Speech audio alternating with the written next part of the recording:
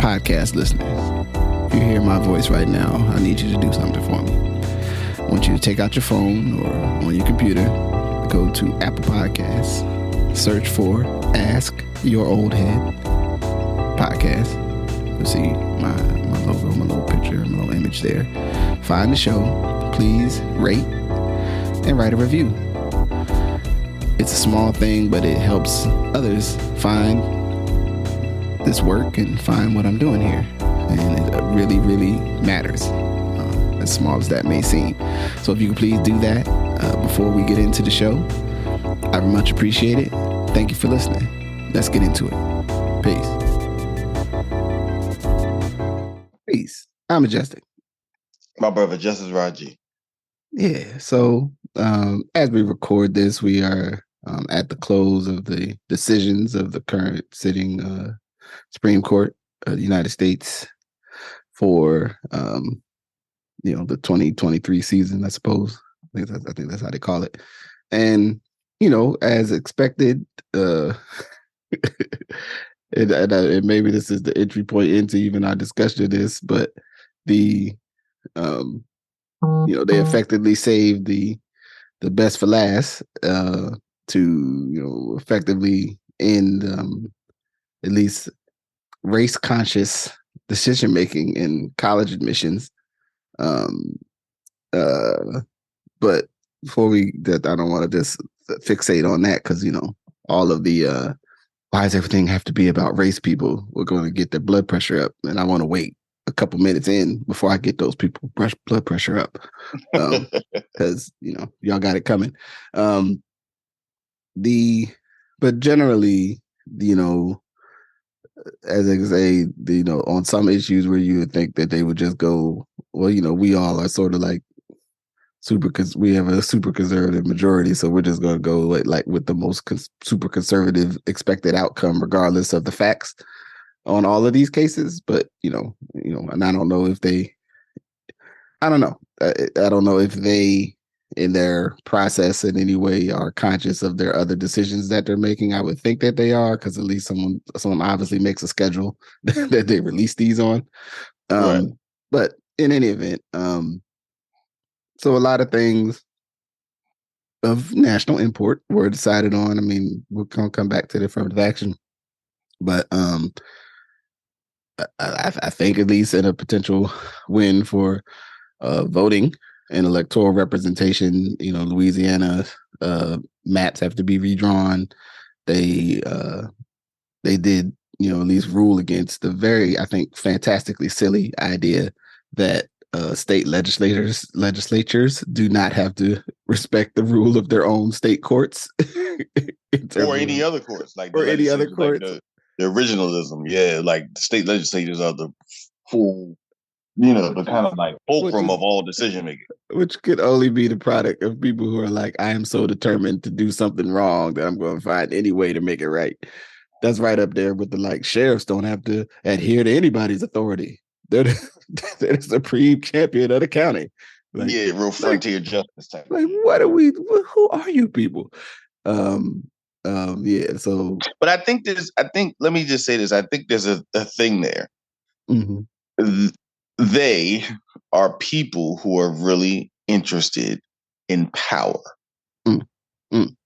And when you're interested in power, you're going to shift a lot of stuff around for it to make sense in the context of what you are doing. So, for example, the on his head asinine idea that state legislatures would have supreme power over federal government, courts, or anybody else, which upends a whole host of things, which says that the courts actually have control over what the state legislature does, right? So it upends hundreds of years of American legal thought.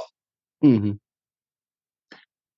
But it's really, to me, insightful look into we talked about this at length prior.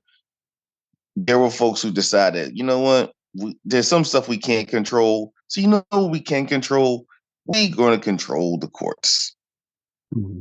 Yeah. We're going to go control courts and state legislatures. right? Those are the two places that conservatives and Republicans, generally speaking, have a lot of control because that's where they focus control. Yeah. And so I think this experiment, unfortunately, that we're all living through is the experiment of a group of people who have ideas, whether you feel they've been vetted or not, and have then doggedly pursued and spent billions of dollars to create the environment in which they would like to see. Mm. Even if it does not act on behalf of the vast majority of us. Yeah. I think it's destructive. Yeah. That's a point. That's a good point. And so like the number what's the other, that's another one that's important in there that I wanted to flag or see if so we said the Louisiana affirmative action, the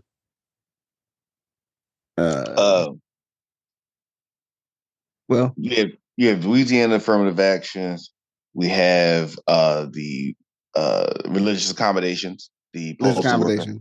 We didn't want to work on the Sabbath. Right, didn't work on the Sabbath. The LGBTQ, like the how they framed this First Amendment voice conversation around serving people. Serving people, yeah, that you don't want to say, like having to help someone do something you don't want to basically do because of your religious conviction. Right. But they framed it as a freedom of speech, right? I think, case under, or was it? Yeah.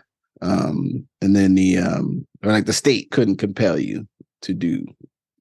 Yes. Stuff. Yeah, that's what it is. Okay. And then the student loan. Student loans. Yeah. And there's some other stuff in there that probably will also, I'm sure, legal scholars, you know what I'm saying? We love you. You know what I'm saying? I'm not trying to leave that out. So, said I just set the table, I guess. Is there any one of those that you feel you have a particularly strong thought about, or any of the recent SCOTUS outcomes that you want to add? Okay, so I'm gonna say something. I'm probably gonna be a little. I know some folks that listen to us might throw some tomatoes at me. I'm gonna start here with this one, but got to be. I want to be authentic here. That's why y'all listen, right? I think the student loan one was expected. In my estimation, the student loan conversation was a political idea that in some ways should have stayed political because it wasn't going to pass muster in the courts. So what I mean by that is this. Yes, if the premise is there's debt and you want to release debt from people, and then the other premise is that in times of, American, economic drama, we bail out banks, so we should bail out people, right? I'm not debating whether that is true or not, right? Mm-hmm. But the conversation of were you going to be able to just eliminate debt whole hog, right? Mm-hmm. For millions of people from a Supreme Court perspective, probably wasn't going to pass. Mm-hmm. And I don't know what court it would have passed, right, in the past. I mean, one could argue that, but I don't know if in the Obama courts it would have passed. I don't know. You know what I mean? So I just put that out there. Again, not that I agree or disagree with the idea, but more once it got to the courts at that level. Because it becomes, it's a political thing that then becomes, does the president have the ability to just sight unseen do that, right? Because it wasn't going to pass Congress in any kind of way. You know what I mean? So you have an idea that, in a sense, would have needed a lot of political runway that didn't have the political runway.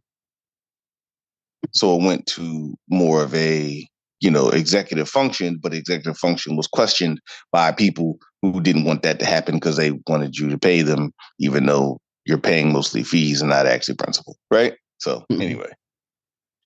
Yeah,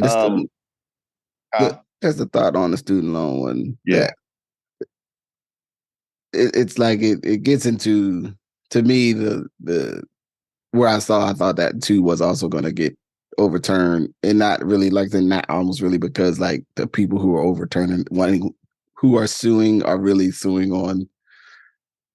This is not an evaluation of the moral clarity of their motivations, Right. but that it's like to me, my understanding from studying some of these and how we got to this particular aspect and the idea of just like, yeah, the president and the executive branch just says you don't owe it no more, and you just don't. Right. Seemed like it to me was sort of rooted in an origin that seemed a little bit specious.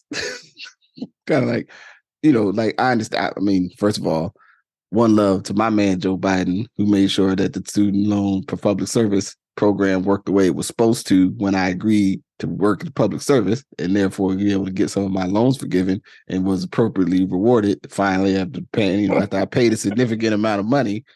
Joe's my guy. You know what I'm saying? And any of y'all got an issue with my man Joe and making sure that the government did what it said it would do to me, committed my life to public service, okay? Or at least a significant part of it. Me and you could go talk outside the back of this Best Western that I'm staying at right now. You know what I'm saying? I mean, but let me say, there's structure there, right? There's structure to that. Right. There's structure there about a commonly agreed concept. Now, again, we can, there's a whole bunch of debates there, but we could agree that there's a agreement there was agreement in society of sorts that if you serve the public in some capacity, right, your loans could be forgiven. Yeah. Versus like, I got these loans, get them off my back, which again, to your point, it becomes not just about whether it's your loan or not. It becomes about, can the president just absolve debt? Yeah. Or any executive, right? And would you want maybe the next president to be able to absolve people's debt in that way? Like, I don't know. Yeah. And so like, so I had this, like the way, and even the ski, like, and it, and I would say there's these folks talking to people who didn't, weren't totally enthralled with this as a plan, but did say, well, look, there's a lot of people that are going to have their, a burdensome debt forgiven. I think though I wasn't surprised that it didn't pass muster, even if I do sort of question the selective application of the idea of trying to interpret what Congress said you couldn't do. And again, I don't trust the motives of those who opposed it, because I think those people would probably more than likely love to have my loans reinstituted and say, well, we don't care if you did something you served in the public sector roles that probably paid you less money than what you could have earned doing some other thing in the private sector, and therefore, it sucks to be you. Take back this $29,000. You know what I'm saying? Like, right. So there's like these deeper questions about what incentives, service, and then and not to mention that, I mean, I guess the other large underlying thing is the predatory industry that has been created around student loans that coincides with, as I see it, a promotion of an idea of the return on really intentionally misleading people about what costs they should bear to get an education. Right. Like, right. And in a mix of social stigma that may keep people away from public entities that would cost them less money to go to school to, or Absolutely. public entities that also don't seem to grasp that if they were more flexible, they would make themselves more accessible to those who want to further their education, but have jobs and other real world concerns. So therefore, your community college primarily operating on a schedule that isn't compatible with working people is bad, and it opens the door for fill in the blank private online or otherwise school that will let you take your classes from 6:30 p.m. to 9:30 p.m. every day. You know what I'm saying? Instead of your local community college that would maybe only cost you, even if you paid out of pocket, $3,000-$4,000 to take a whole course every year, right? That's even if it probably could be less in a lot of places. So we had these other issue over here. You know what I'm saying? Not to say that the Supreme Court cared about that, but just saying that that's sort of the backdrop where this falls into, and to me, and then that you have a bigger conversation around how do we make the tools that allow people to access, learning, processes to get to skills or trades or professions that require, certain learning, and actually commit to the idea that we want people to achieve these things. We don't want to ration them, be kind of rationing them. Anyway, so yeah, I think we created we created a system that incentivized certain places over other places, to your point. Mm-hmm. And the cost of that incentivizing, it's kind of like the space of, there's a, shout out to Hyundai. They're really big in South Korea and all over the world. So I don't want to, I don't want to frame Hyundai as like a cheap car. This is not 1989. But you got to get a Hyundai or you can get a BMW, right? Now you could choose to try to do both. But the difference in education is kind of like, if you bought the BMW, you'll have like a better life, right? Which I guess they do try to say. But and other things will occur, but that is so much more expensive and it might be out of your range versus to get a Hyundai first and BMW later. As people are almost, feel compelled, whether they are or not, they feel compelled to get the BMW first. So they feel compelled to go to these schools with really high fees, and versus maybe moving to them maybe later in their educational process. And that we've just had that for so long. And then you get to a place of the diminishing returns, frankly, broadly, of forms of education, right? Mm-hmm. And I don't mean diminishing returns like it's not as important. I mean, if you were getting educated because you were going to ply a trade in the market, right? And there was a time where having certain degrees was the only way that you were able to, as my father used to say, get across the water. Mm-hmm. And so for most of our contemporary history, a degree itself was the separating factor between yourself as an educated person and a professional and people who were not going to be professional. Mm-hmm. Yep. As that space started to shrink, and the kind of degrees you got, where you got your degrees from, and the other bets of like skills-based hiring, right? Because now we have a term, skills-based hiring, which essentially means like you could have learned the things you learned in college if you worked somewhere for this amount of time, where we never said that before in society. Yeah. Right, where that was never a conversation.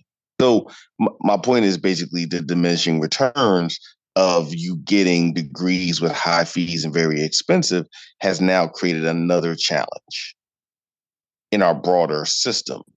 So we incentivized paying a lot of money for education, and in all but a couple places that almost guarantee you employment, but they don't guarantee you employment because of maybe what you learned. They guarantee you employment also because of who you met. Mm-hmm. Right. Which I think is an important thing for people to remember, that a lot of times we're spot. The thing about education is, yes, it's your professors, but it's also the people you're going to meet there and the relationships you're going to build, which start to have innumerable benefits for you for the rest of your life. So I'll stop there around the whole thing of education, but I do think it's important to your point around what has our society incentivized, and the underlying premise of what have we allowed the financial services industry to do, in the sense of like having people come out with this amazing load of debt that they literally won't pay off for like 30 years. Right. Yeah. Yeah. But yeah. Yeah. So, all right. Yeah. So what other ones were on you? So that you know, that was one, and then I think, and I'm sharing this in the context of some of the riots that are going and the uprisings going on in France right now around the killing of a 17-year-old North African. He was a French young man, but his family was from North Africa in the suburbs of Paris, and they've had, like, you know, days of uprisings and burning and a whole bunch of other stuff, right? Burning down shopping malls and shit. And I'm using this as a backdrop to this conversation around First Amendment rights and the idea of religious accommodations, right? Whereas in other places, in France, they don't want to recognize religion, which is why a lot of people feel oppressed, right? Mm-hmm. And so that's where you get the, like, you know, women, Muslim women can't wear hijabs and stuff, and you know what I mean? Sports, yeah. Yeah, because it's just like, we don't recognize it. This liberty means we don't talk about it, right? Which I think ties into some things you're going to talk about around race consciousness. Mm-hmm. Where in America, we're seeing this context, we're putting the centrality of religion and religious accommodation and religious perspective under the guise of First Amendment rights. We're making that much more central in American society right now. And I think that the religious accommodations for the postal worker who didn't want to work on the Sabbath is going to start having huge impacts on work and employment. Mm-hmm. Because now someone can defend, actually, like the Supreme Court said, I don't really have I can go to the temple today. I can go to the masjid. As long as I got my work done. Why can't you allow me to do it under religious accommodation? Yeah. Which I think is going to have a lot of reverberations. And then the other part around, as a business, if I disagree with a message, I don't have to serve you. Again, I know Hobby Lobby was a big issue a couple years ago, but I think this is, like, also a big issue that we just need to look at around this idea of religious perspective becoming much more central from the Supreme Court, which is a result of that conversation we talked about of 50 years of advocacy from the Heritage Foundation and other folks, right? But religion right now, from a court and a legal perspective, is allowed to be much more central in how America sees things, in juxtaposition of France.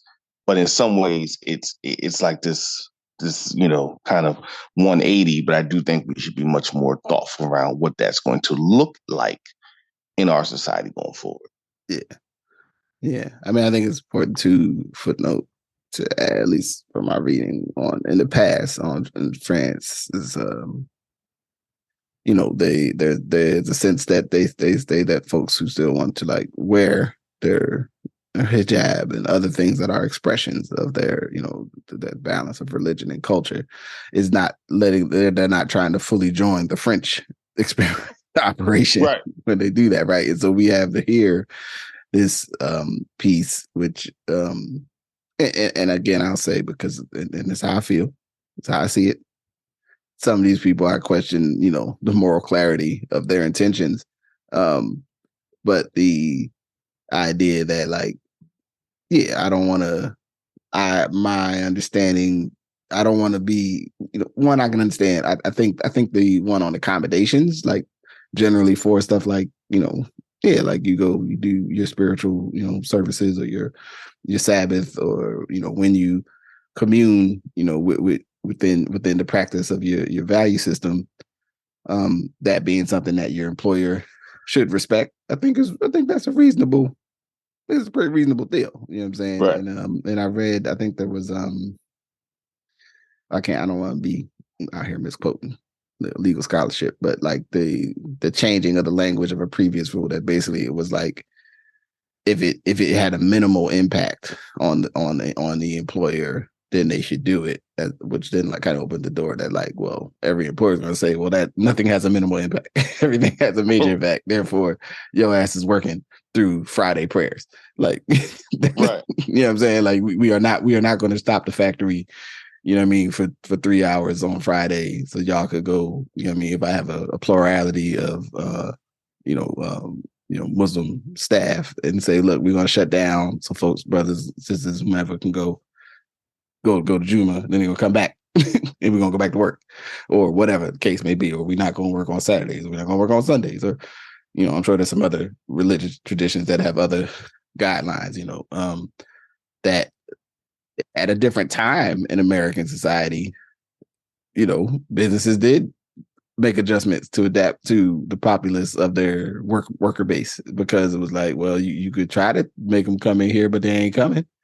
Right. What I'm saying? No, that's very true. You know what I mean? Now, I know there were other national implication of the blue laws that we grew up in with, where like literally stuff wasn't open on Sunday sometimes. Right. Like you might not be able to get eggs if you wait to the wrong time of day on a Sunday, right? The days are gone now. We don't remember that, and that was, under the idea of making space for other things not to intrude on what was seen as the largest footprint of a religion in our country, in terms of like the majority of folks being Christian, and therefore Sundays being supposed to be about the church and stuff. You know what I'm saying? So like, because that's a distant memory, so I think definitely folks younger than us, it doesn't, and unless you're in a part of the country where, either due to population size, I mean, you're maybe in a smaller area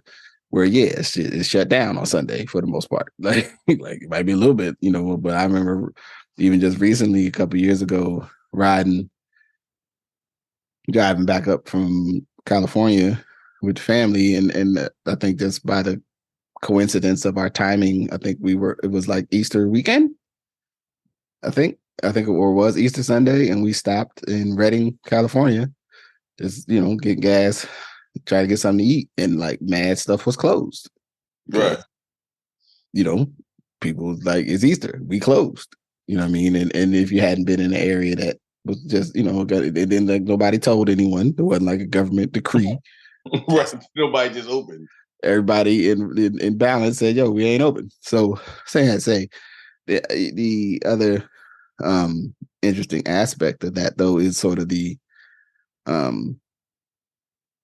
like, where does that go next? Because there's already cases and things people raising that's like, well, if this is what we're gonna do based on religion, there's some challenges here. Like, you can't the majority of the cases that we've seen have been, primarily raised by folks that were, definitely, more conservative activists, trying to move to counter what they see as an encroachment to engage in stuff that doesn't align with their perspective, their religious practice. And there's other folks that, are similarly, having like, well, actually all these other things are actually a part of the tradition of these religions. And therefore you can't say, I'll just say this, coming to an abortion case near you, probably in the next year, a couple of years, is saying, hey, these laws run afoul of longtime religious traditions that have rules on this stuff. And you, the state, can't do that. Right. So that's going to be interesting when we get there. I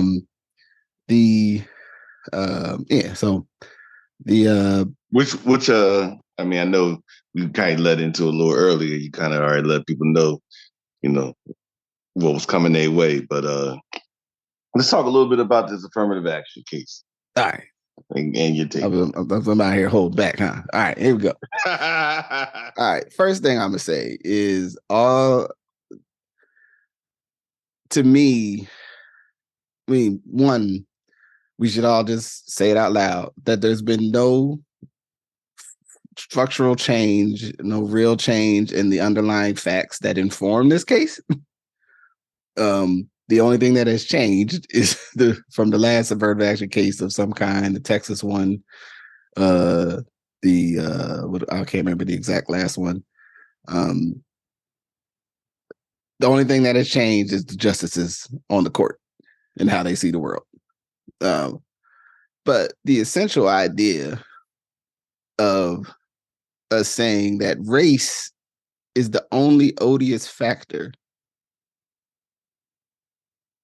to consider in a space that is making a selective decision. So first of all, we should all understand that selective universities are not the majority of the universities that we have access to, that most people are likely to go to. An institution like Harvard that only admits 4% of the people who apply.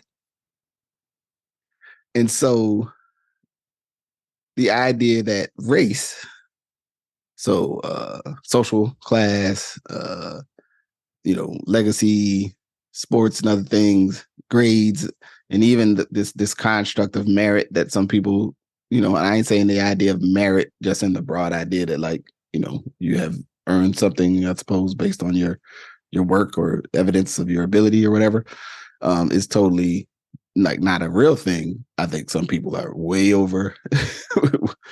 Anyway, we'll get to that. Let me compose my thought here. The idea that race is the only odious factor, or this thing that in living memory of our parents, grandparents that we both knew and got to love, stories real and apocryphal, you know what I'm saying? For experiences certified and rumored that you could expect as a Black person, that your race could be the vital factor in you losing your life, losing opportunity, losing access to systems and services that you pay for. You in almost any of our observable systems, you can find disparate outcomes that can be predicted by race currently, right now, like as we speak, for everything from where you might happen to live, comorbidities as affected by COVID, proximity to hazardous waste and materials, you name it, you could do it right now.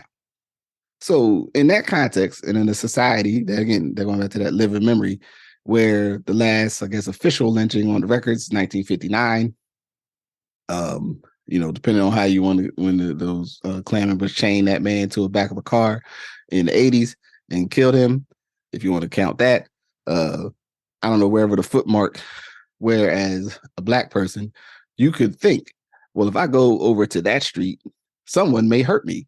And not only way someone may hurt me, they may hurt me. And then other people will be like, well, why was that Black person over on that street? He must have been up to no good. I mean, he don't even live over there. And you could have like the realistic expectation that the government and so-called protective apparatuses would not protect your civil or other rights. And this is a thing. Like, we know this. So, given that context of this country, where, again, we have on record folks in the past who were like, well, they weren't really concerned with race. They put it right in the Constitution. They said 3/5 of a person for tax purposes, among other things. It's a totally race conscious document. The underlying argument, even at the inception of the 14th Amendment, was, well, then this turns into discrimination against, like, not whites. It gives the Negro unfair advantage. Like, literally before everybody hadn't even got out of full bondage, and they was like, well, you're going to give the Negroes too much help. Like, even then. So it's the exact same argument, basically. So to land in this place where we all knew what's coming, because, that it's just it's fantastically frustrating and ridiculous, right? Race as a factor does not mean all the other factors that one would achieve or use to evaluate someone's circumstances. And it doesn't render those other things unreal. It just means we're aware of it. Because if you think that now, next year's class in both of those schools, that the Black students that come in are not going to hear from some other peer that, well, you got this, you people will still, and I say you people, mean you people who lean on these ideas, and if you ain't one of them people, don't get all in your damn hackles. you people that say these things will still trade in the idea that if a black person is present in a space you not think they belong, you're going to assume they got special advantage. And that is not rooted in us. that's a them people issue. But right. I feel that this type of case is predicated on this idea that, like, well, you know, they're like, well, they should just let in the best people.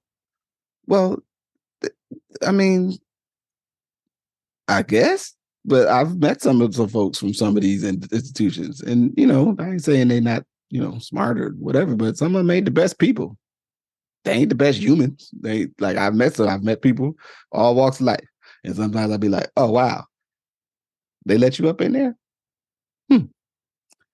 Cool, right? Like this is the larger issue I see with it is, and I've read this because I've read, you know, even the most recent article that was in Politico with the black brother, the black man, California, Prop 209. War Connolly, yeah. That then the next thing is we want to make sure they don't try to still use race by some other means, which means we are going to intentionally scrutinize every black admission to these spaces. Regardless, so even though we kick the rule out, we're still going to question if you're supposed to be there. And anyone who says they wouldn't do that, oh no, they will. You try to tell me in California schools right now, if you're a black student at one of those selected UC systems, you still receive the exact same scrutiny from your peers that you don't belong here. That is not rooted in the rule. It's rooted in other people's continued investment in, you know, well, I guess it's a good place to say it, white supremacy. I guess I'll throw it in there. I don't like bringing up that thing all the time because I feel like we'd be overfixed. You know, it's too much. So right. And then to this country's fixation on race. To me, it is a protective factor. If race was some other word, if we said with like we could just be like it was a nationality or a place that we were all from that we call not race, like black people. Knowing our position, our experience, and our circumstance. When we come in the room, you see me as you see me. And whatever you've been told about people who look like me, who sound like me, who have my story, I then have to engage with to get the work done that I came in the room to do. And just because you feel, I don't know what I feel like it's people's personal insecurity about what that means, that then is projected into a public policy conversation that we're somehow supposed to ameliorate by going like, well, we're just going to get in on merit. So is merit just SAT scores and grades? When we know that for most folks getting into college and the predictive factor of success is actually access to the financial resources to stay in college. Like that's the number one predictor. If you got the money, you can knock it out. Like it's just, it's ridiculous to me. It's frustrating because this is like it'll always be reversed to turn the idea to be like the black person didn't belong here, but everyone else is here probably totally belongs here, regardless if we've actually done any scrutiny to their background, their capacities, or anything else. And then also I was like, you know, just because your mama said you was really good and you should get into every school you want to get into, you ain't get into it. That ain't my problem, dog. Like maybe they just ain't want you. maybe you just ain't. They just didn't want you. You know what I'm saying? And it's just, and I know the next foot that then goes with that is it opens the doorway that the idea of acknowledging race in any context is bad, or that the overwhelming responsibility is not to try to remediate the harm of the past, as well as prevent ongoing status quo that disenfranchises or excludes us. We need to be overly protective of like everyone else in the equation, but the black people or the perceived black folks. But that's where we're going. And it's like, it's one thing to know that, and then kind of these other things like, okay, well, what does that mean for me in terms of making and being in the world in the way that I want to be in the world, and almost like fighting a shadow of something, and then knowing people are going to be like, well, nah, we totally did a total race neutral evaluation of this situation. So, we definitely got to the right answer. And it's like, hey, that not, no, you probably didn't. You're probably going to still lean on your cognitive function that has a bias towards away from Black people. And none of this or banning affirmative action is not going to stop, you know, Fortune 1000 companies from that already question the credentials of Black and brown folks from continuing to question the credentials of Black and brown folks. Right. Like, I think I did a pretty good job of not being too angry there. I tried to like, you did. I think I tried to stay, because I could go more.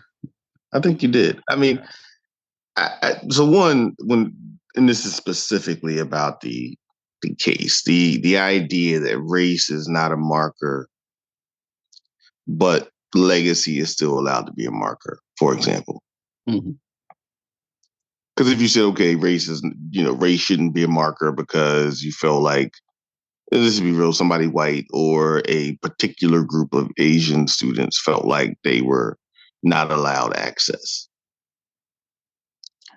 But you still will allow anyone whose family went there to get a leg up on anyone else who is applying. Mm-hmm. But you still will allow that as a factor. You still will allow gender as a factor. Mm-hmm. Right? Like, it didn't say we got rid of gender as a thought.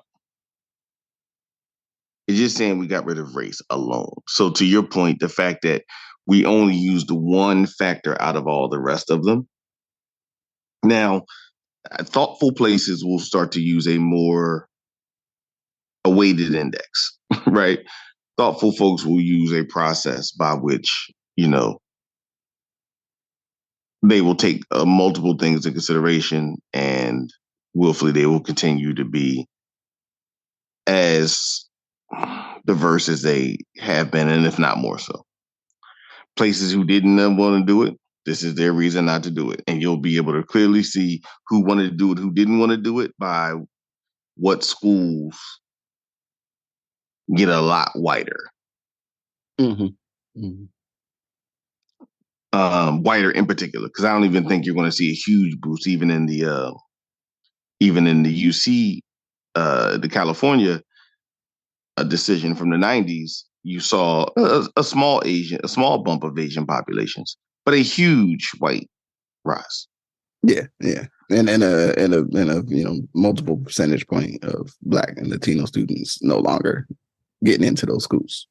Right. So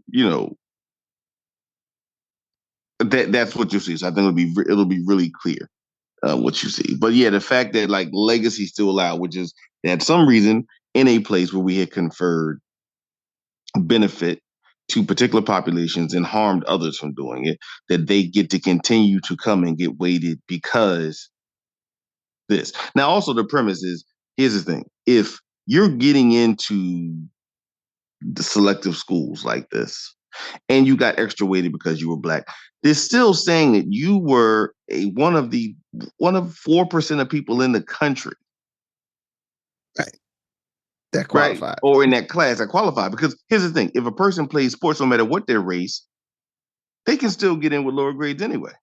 Yep, that doesn't change that at all. So this is really a stalking horse for the idea of legal folks to not allow conferred benefit to Black people, but still allow all the other forms of benefit. Mm. When a place has taken away benefit from a people for hundreds of years, halfway allowed benefit as a part of something for the last maybe 30 or maybe 50, and now that's being struck. So again, I take it back to the power context. This is what happens when you have judges who act on behalf of ideas of recompense and revenge. This is what happens when people spend time with a 50-year plan to control the courts and then that way control the contours of American policy. And this is what happens when people don't care as much as they should about these things in the context of what gets done in America. Because what gets done in America is not what you deserve, it's what you negotiate, bargain, and make happen. Mm-hmm, mm-hmm. And I think that this is one of those things, along with Roe v. Wade, which I think, obviously, brought folks just back to thinking like, okay, yeah, the thing the biggest impact of Donald Trump being president was the impact that he had in the ability to pack that court, Mm-hmm. which will be seen, felt, and heard far beyond the 4 years of his foibles and, slapstick comedy, regrettable slapstick comedy. Mm-hmm. But yeah, I mean, I think, we'll see. I also say this to the, Black folks, some of whom think that they'll be harmed by this, might want to give another look to your HBCUs. HBCUs who kind of want to get ready and people don't want to live in trailers. So, Yeah. Start thinking about that. Yeah. I mean, and again, for me, as a person whose families attended HBCUs, but I did not, I think this is, and we should be anywhere we want to be. So let me start there. Yeah. However, there is also an understanding of, if somebody didn't want you to be somewhere, where would you go? And I think it's up to all of us, whether you went to HBCU or not, to know that they are still relevant and frankly will be more relevant in times to come. And to empower them so that there are places where Black people can be educated at the highest levels of education for when things like this do occur. Yeah. So.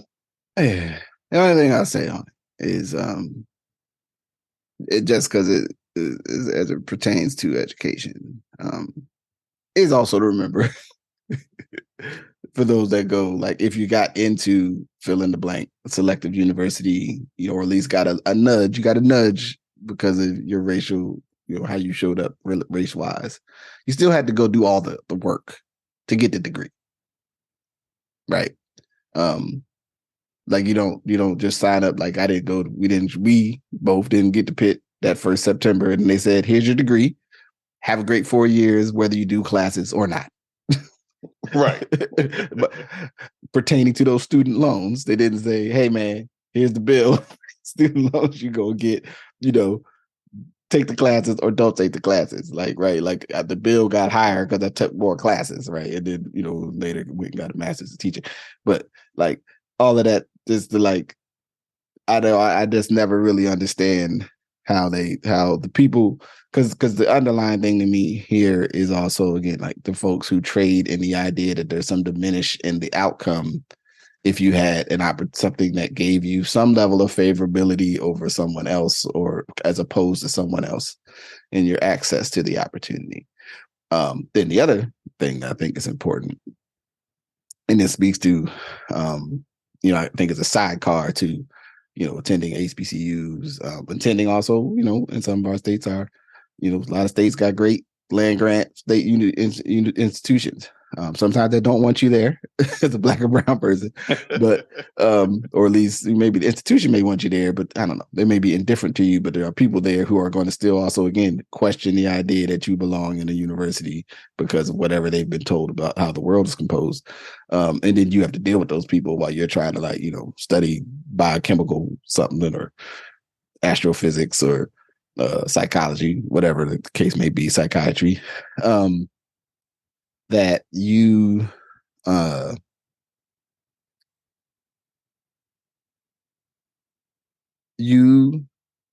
still have to do the work. You still have to, like, if you're good at something, you're good at it. And although there may be more people who are good at maybe a higher level at physics at Harvard, I imagine, in their entry level physics class, then your physics, it's still physics. So wherever you're learning physics, it's physics. Physics is physics. You know what I mean? The laws of the universe, they didn't go like, well, did they talk about that at Yale or did they talk about it at the University of Maryland? Because force equals, Right. the underlying laws of thermodynamics have a preference for Ivy League. Like, right. They said it in somewhere in the Northeast. Right. Like there's a value to it, but there's also a place where it's like, hey man, go where you need to go to learn the things you need to learn. And then it starts again, opens the question of if we are centering these institutions as places. I guess. Oh, that's what I was going to. I forgot. So one, these institutions are great, and I'm sure I know some great people that have gone to some of these different, highly selective institutions. But also, don't get too drawn up with all that. But the other thing is, economists, and shout out to the economists out there that have done this already. They've already told us that the return on investment for paying for 5 fantastically expensive colleges is not there for most people. And therefore, you really shouldn't do it. Even if the status and other things that may be passed to you may be something that you covet or may be useful. But for most folks, risking, $400,000 or $500,000 of debt to go, say I have a degree from Dartmouth, it's probably not going to return to you what you paid.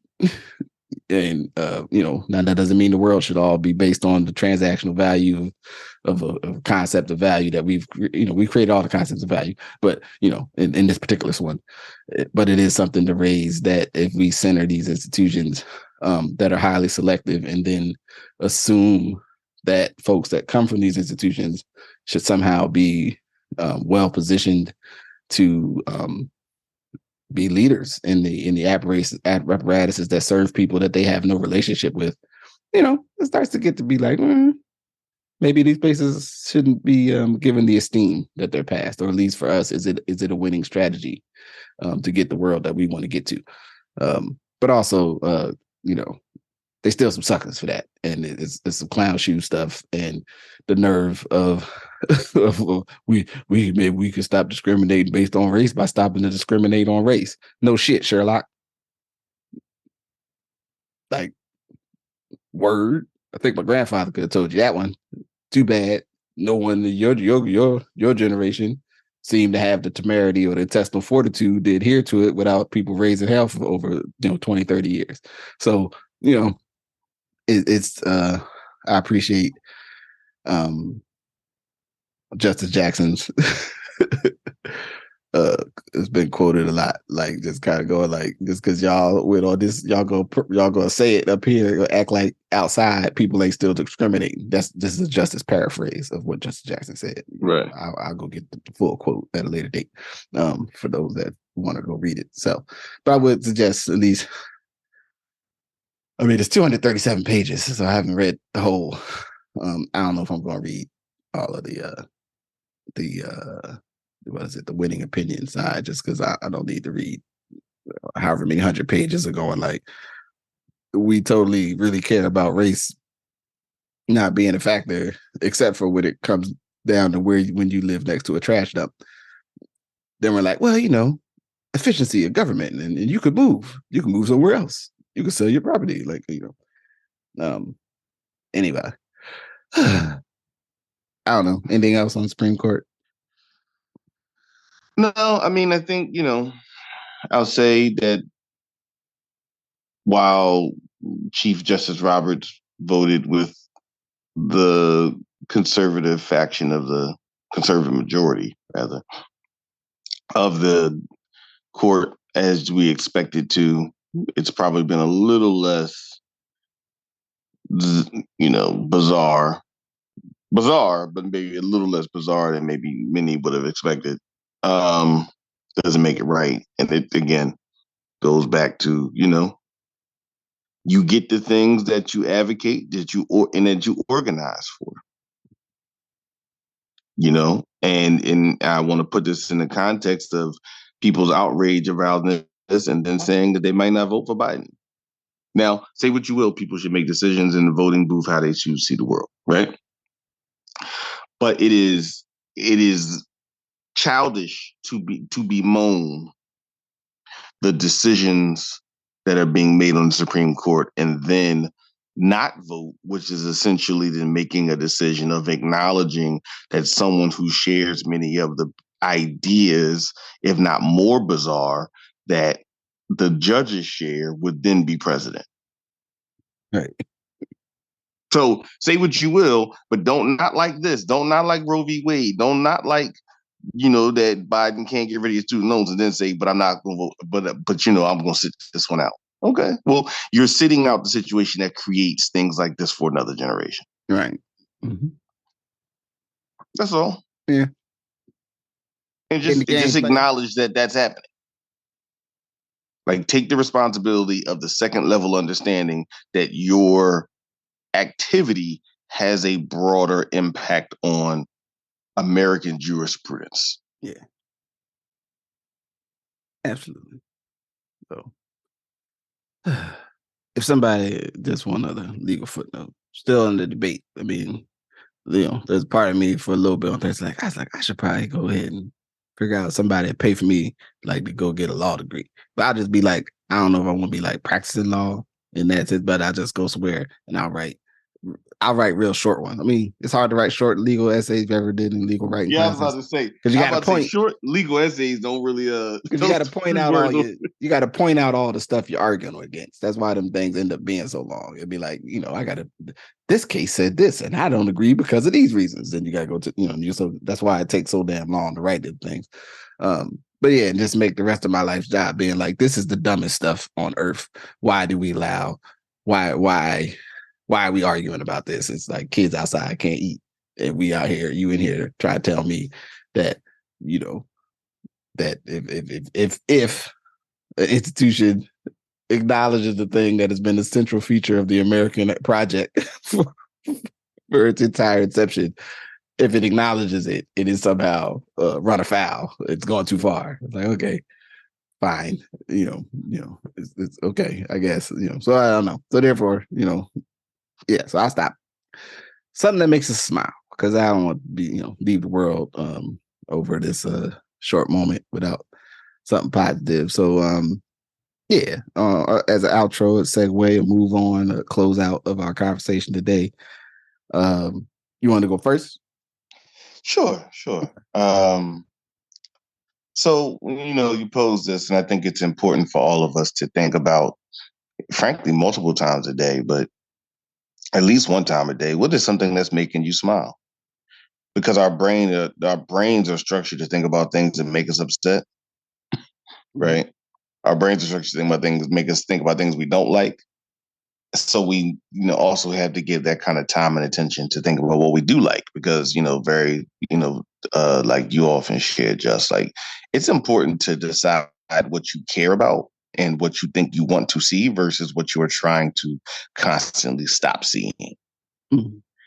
And create the world you want to see. And part of that goes with things like joy and happiness and thinking about what makes you smile.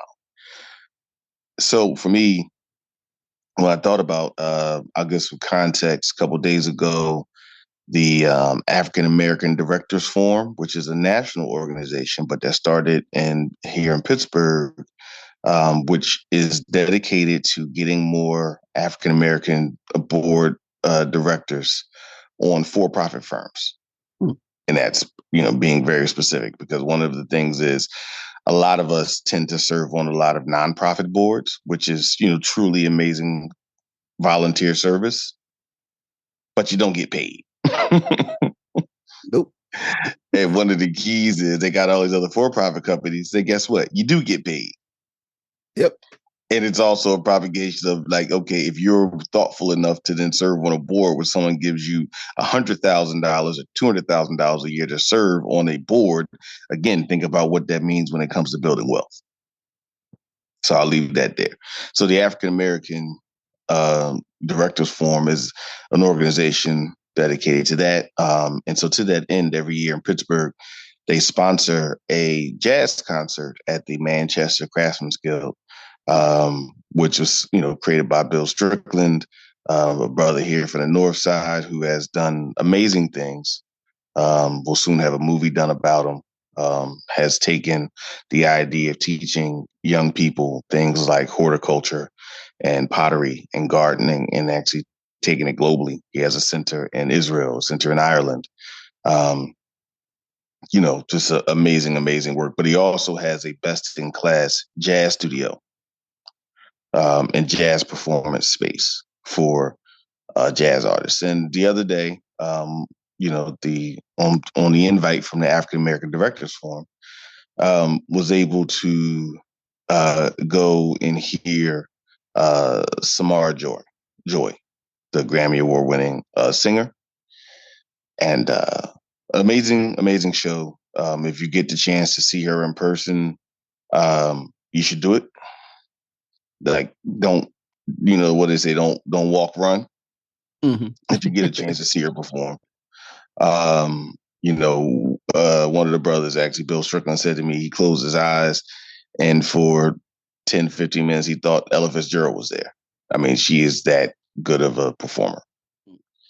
And so what it made me think about was that, growing up around jazz, even in the 80s, you always thought like jazz was like something best done somewhere between 1930 and 1968. Mm-hmm. Right? Like jazz had a time where it was all done. So as a result, you're like, okay, who's your favorite jazz artist? And everyone goes, Miles Davis, John Coltrane, Right. Thelonious Monk, Duke Ellington, right? Louis Armstrong, right? And so my point about that is we tend to look at it at this time that if you're not careful, you can frame it as like calcified in this golden age of jazz. Whereas, the current time of jazz artists, Samara Joy included, Kenyon Harold, I've talked about London jazz in the past with Kamal Williams, Yusef Days. Obviously here, he's not young, but the state of, Robert Glasper, Terrence Martin, and Kamasi Washington, and so many others. I mean, you just have a time where you can say, I like jazz, and it doesn't mean you're listening to Green Sleeves. It doesn't mean you're listening to My Favorite Things, right? You should still listen to those things, but you don't just have to listen to that. And I would say today's jazz also has the influences of the things around it, whether it's hip hop here, whether it's dubstep in London and England, French jazz, Italian jazz. You hear so much, and it's really good to hear a music that, again, in America is often framed as for old white people, which is some of the dumbest shit in the world, but it happens. Really have a youthful and diverse face as the music moves on. No. Yeah, I definitely concur, because and the thing I've had recently is like finding other like jazz or like jazzy kind of artists, scrolling around on Facebook, not Facebook, yeah, Facebook sometimes, but I was thinking Instagram, like, like stuff that, because I follow certain stuff, that then other stuff shows up. I'm like, oh, that's interesting. Then going on Spotify and like, we recommend, if you like this, recommend, listen to that. And it's like, oh, wow. Yeah. And these are not, these are new, artists. And so then it, says to me the idea that one, other people are listening to this music, what I'm saying? They're not, these arts aren't lost to the world, now maybe the proliferation, level of penetration, amount of folks that are playing, personally, you're more likely to find a young person that says they, what I've experienced is folks, especially that were like high school, teenage age in the mid 2000s, who were like, yeah, man, like freestyling, like rapping, even though they themselves don't want to like rap professionally, or they don't have any ambitions to like become a rapper. They used to freestyle with each other the way maybe in a different age, kids would have been in like jam band because they played, an instrument a little bit, but they're not trying to be a musician for a living, but they dabbled, right? But the idea that like kids, young folks, and folks younger than me, I guess I'll say, are picking up instruments, playing music that is not maybe singled around the idea of what we,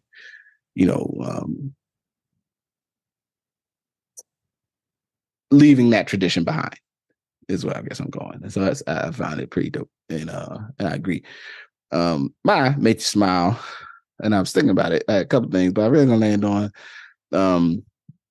is I mean, I've been a fan of his work for a long time, but the comedian Ali Sadiq, and he released a recent second special on YouTube called Domino Effect 2, and it's lost. And the first Domino Effect was he kind of speaks to basically this comedian from Houston, and he speaks quite frankly about like experience in the penal system, street life, also stuff just being black, being from Houston, and he's hilarious, and it makes me smile every time I listen to some of his pieces. If you probably the one that he's most famous for is the Mexican got on boots story. It was like from This Is Not Happening on Comedy Central about 8 or 9 years ago now, which is still, like I said, one of the most best told stories and comedic description of a really dangerous, painful, ugly, multi-level, terrible situation for one to find themselves in. But the ability to find the humor in that situation, and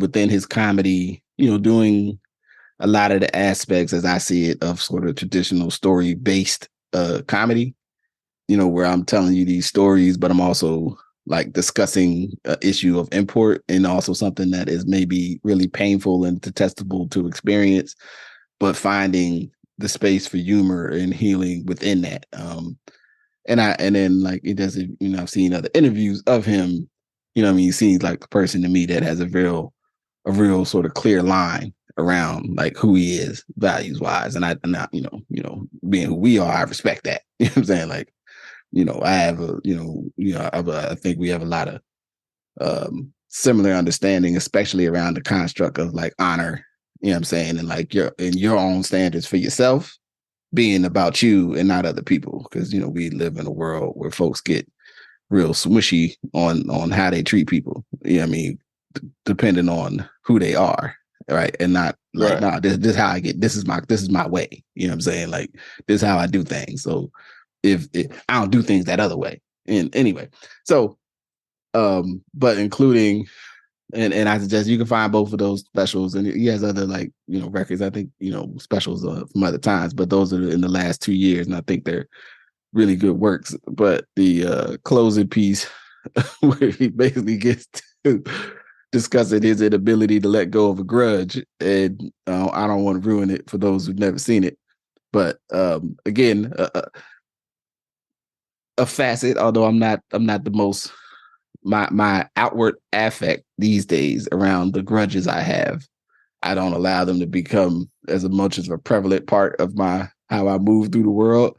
But right. Believe me, as you know, it's some people you on the island forever. You ain't never coming back. Like you out or outside the Rajee circle of protection, and therefore I can't account for you no more.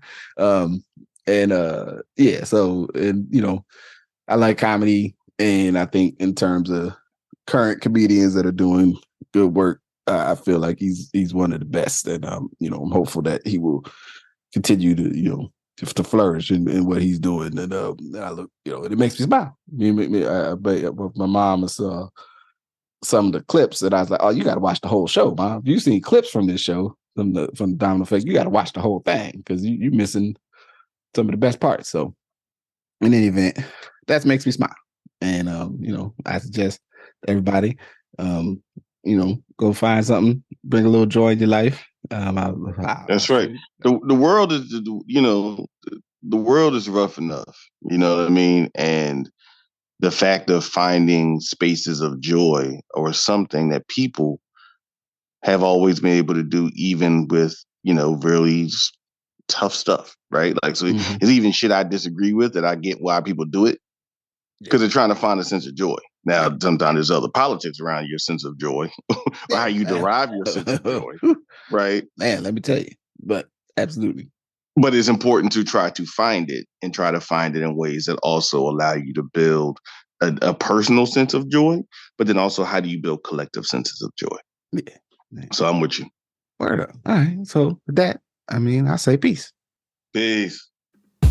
Thank you for listening to Good Brothers. Thank you to my good brother, Majestic. Good Brothers is a part of the Oldhead podcast, and you can support the podcast by listening, sharing, and rating and subscribing wherever you listen. You can also support the podcast by becoming a patron. Head to Patreon, search Justice Rajee, and you can become a part of the small elite cadre of folks at Current who make a monthly contribution that helps me offset the costs of being creative. And as I keep doing this and keep building, you could be a part of that fund, at some point. So in any event, man, as always, enjoy the podcast, listen to the conversations, hopefully take something that is meaningful and useful to you and pass it on if you feel so inclined. So with that, I'm going to say be safe and see you next time. Peace.